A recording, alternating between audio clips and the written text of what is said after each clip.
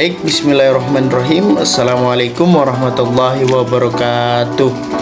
Alhamdulillahirrabbilalamin. Wassalatu wassalamu ala asrofil anbiya'i wal mursalin Sayyidina Muhammadin wa ala alihi wa sahbihi ajma'in, amma ba'du.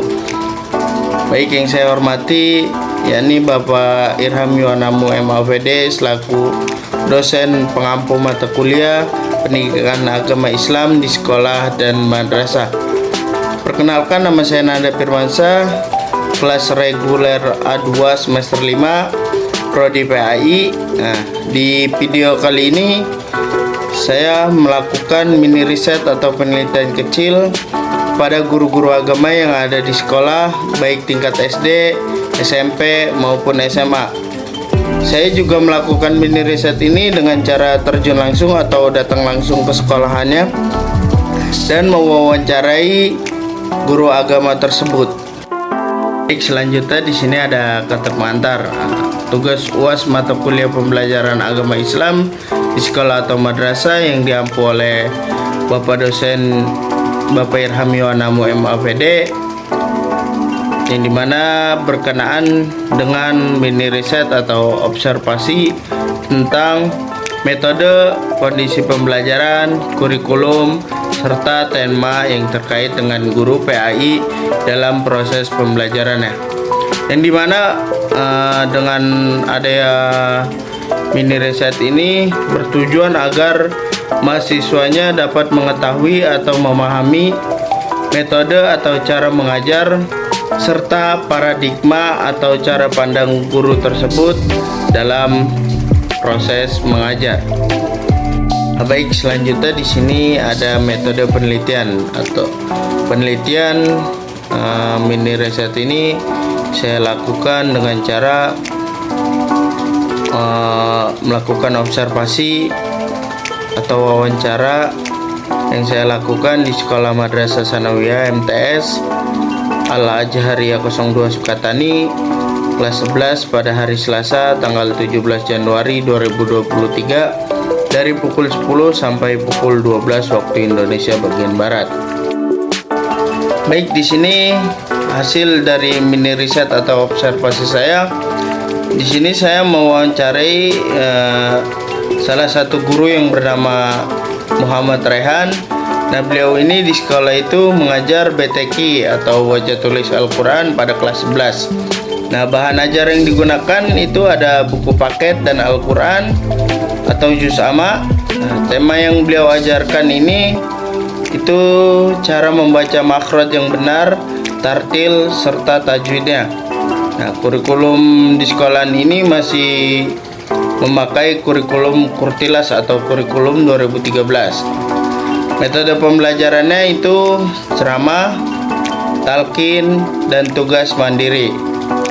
Nah, strategi pembelajaran yang beliau terapkan itu bersifat contextual teaching and learning. Model pembelajarannya itu bersifat kontekstual, dan sedangkan pendekatan pembelajarannya itu menggunakan teaching oriented. Kondisi di kelas, di dalam kelas tersebut pada saat pembelajaran itu sangat efektif, kondusif serta terkendali sesuai arahan dari beliau tersebut atau dari guru tersebut. Baik, selanjutnya di sini tema yang diajarkan. Tema yang diajarkan kepada para siswa atau siswi ini ada 5. Yang pertama, pedoman umum pandai membaca. Yang kedua, hukum nun sukun dan tanwin. Yang ketiga, hukum mim sukun dan tanwin. Yang keempat ada hukum mat. Dan yang terakhir atau yang kelima ini macam-macam mat. Nah, jadi tema yang diajarkan oleh beliau ini ada 5 yang beliau ajarkan pada saat beliau mengajar BTQ di kelas 11 ini. Nah, selanjutnya di sini kurikulum yang dipakai di sekolah MTS Al-Azhariyah 02 Sukatani ini masih memakai kurikulum 2013 atau kurikulum Kurtilas. yang dimana kurikulum ini adalah kurikulum yang menekankan pada pendidikan karakter, terutama pada tingkat dasar yang akan menjadi fondasi pada tingkat selanjutnya. Baik, selanjutnya di sini ada metode. Metode yang dipakai oleh beliau saat mengajar BTK ini, beliau memakai 3 metode. Yang pertama ada ceramah, talqin, dan tugas. Nah, ceramah ini metode yang memberikan penjelasan sebuah materi, biasanya dilakukan di hadapan para murid tersebut. Nah, metode ini juga menggunakan bahasa lisan atau mulut, yang dimana peserta didik itu duduk secara diam dan mendengarkan dengan baik apa yang disampaikan atau penjelasan materi yang disampaikan oleh pendidik atau guru tersebut.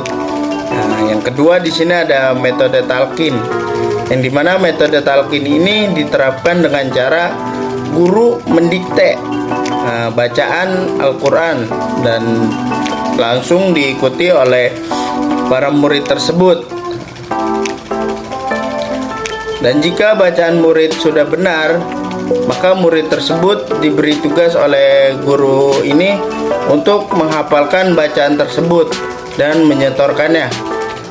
Strategi metode talqin ini juga digunakan untuk yaitu pemenggalan ayat dan pembenaran pada pembacaan.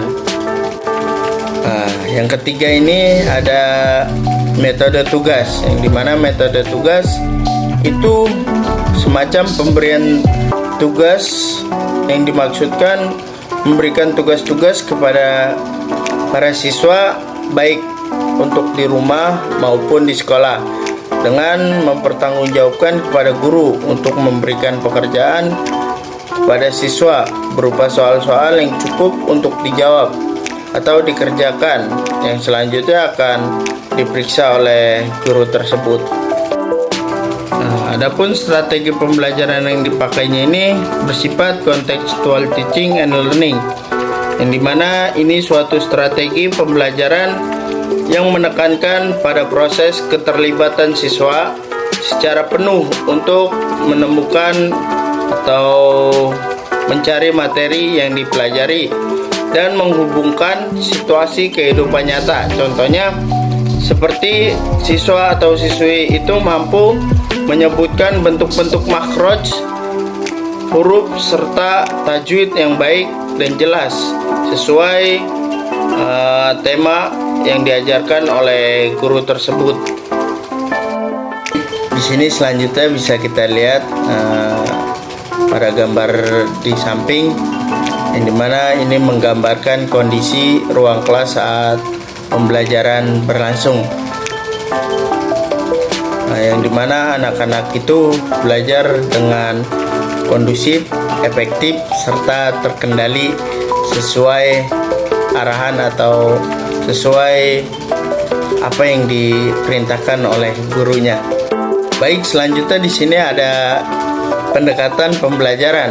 Pendekatan pembelajaran yang dipakai oleh guru ini yakni pendekatan teacher oriented, yang dimana pendekatan pembelajaran yang berfokus atau berorientasi pada guru. Guru tersebut di sini memegang kendali penuh selama pembelajaran, sekaligus memberi informasi utama bagi para murid.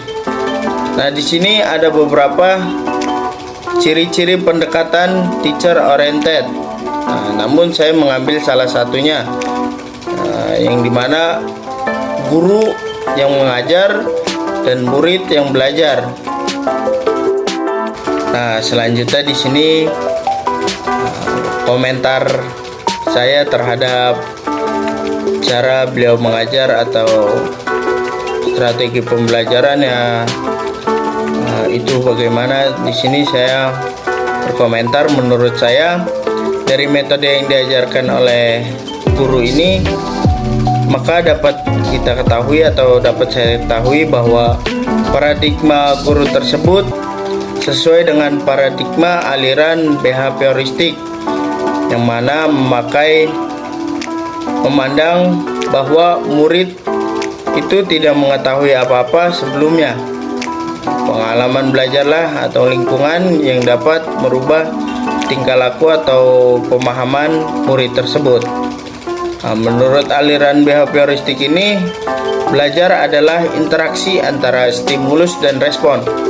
Stimulus di sini yaitu penyampaian materi oleh guru, sedangkan responnya adalah tanggapan stimulus atau tanggapan dari para murid ini.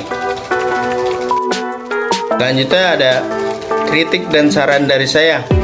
Pendapat saya pada kritik ini, metode guru yang mengajar PTQ di sekolah tersebut itu masih menggunakan metode yang sangat tradisional, yang lebih berorientasi pada guru itu sendiri, dan murid-muridnya itu jadi cenderung bersifat kurang aktif selama proses pembelajaran tersebut berlangsung. Saran saya juga untuk seterusnya atau selanjutnya lebih mencoba atau mengubah metode pembelajarannya, yang dimana bersifat tradisional tersebut dengan mengubah menjadi metode pembelajaran yang lebih aktif, sehingga menjadikan siswa sebagai pusat dalam pembelajaran tersebut agar suasana di kelas tersebut tidak membuat para siswa itu jenuh. Mungkin cukup sekian penyampaian saya tentang mini riset di sekolah MTS Al-Hajariyah 02 Sukatani. Kurang lebihnya mohon maaf. Wabillahi taufiq wal hidayah. Karena yang benar itu hanya milik Allah dan salah itu sifatnya manusia. Wassalamualaikum warahmatullahi wabarakatuh.